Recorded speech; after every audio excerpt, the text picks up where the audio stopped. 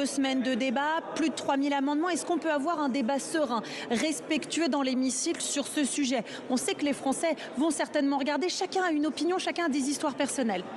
Oui, bien sûr. Donc ça nécessite le respect des convictions, le respect des consciences. En commission, nous avons eu un débat à la hauteur. Donc j'ose espérer qu'il en sera de même dans l'hémicycle. Nous sommes en première lecture à l'Assemblée. Ça va ensuite aller au Sénat. J'imagine que les Sénats, leur créativité fera qu'il reviendra bien différemment à l'Assemblée, et on aura encore une autre lecture, et donc on va avoir le temps de faire avancer ce texte. Pour plusieurs mois. C'est plusieurs mois. C'est un texte, on est sur un processus de au moins 18 mois, peut-être 2 ans. Quelque chose qui est scandaleux à l'heure actuelle, il y a 20 départements dans lesquels il n'y a pas de soins palliatifs. Le gouvernement, la ministre s'est engagée, Catherine Vautrin, pour qu'en 2024 et 2025, il n'y ait plus de trous dans la raquette. Deuxièmement, il est important qu'on augmente les soins palliatifs partout sur le territoire. Ça va être fait, plus d'1,2 milliard d'euros vont être mis sur ces territoires dans les 10 ans qui viennent avec un plan décennal. Ça n'avait jamais été fait. Moi, je suis là depuis 17 ans. Donc, je peux vous dire, j'ai vu les gouvernements de gauche, j'ai vu les gouvernements de droite. Tous ont échoué ou n'ont pas fait les choses. Là, pour une fois, on s'engage fortement.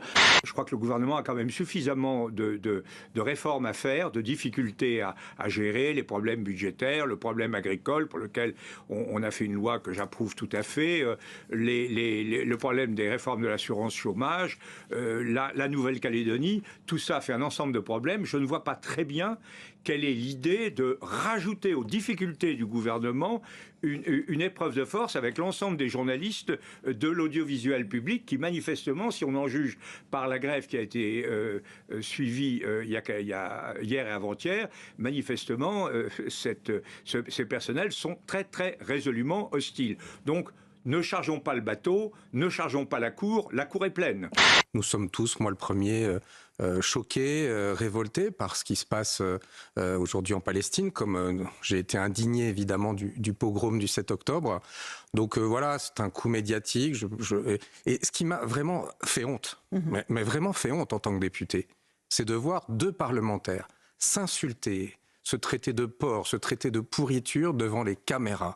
Je crois vraiment que c'est donner l'image la plus détestable de la politique. Vous savez, dans l'hémicycle, il s'en est passé des choses. Je veux dire, c'est pas nouveau. Mais que des parlementaires s'insultent devant les Français, je crois vraiment que ça donne une image détestable de la représentation nationale. Vous avez raison. En tout cas, il faut certainement réformer le collège électoral, mais il faut prendre son temps, écouter, reconstruire. Je crois que les Néo-Calédoniens n'auraient aucun intérêt, ni d'un côté ni de l'autre, à ce que la France sortir purement et simplement dans un cadre de violence générale qui serait tout à fait terrifiant. L'Assemblée nationale n'est pas le lieu de toutes les revendications, en tout cas l'hémicycle. Par la parole. Si, par la parole, nous sommes des parlementaires. Donc que ce collègue dise je soutiens la Palestine, je souhaite un État palestinien, etc., il a parfaitement le droit de le faire, c'est notre rôle. Mais ces coups médiatiques, cette façon d'attiser aussi un peu les conflits, je trouve ça assez déplorable. En quelques secondes, c'est tout ce qui nous reste, monsieur le député. Oui, pardon, je suis trop long.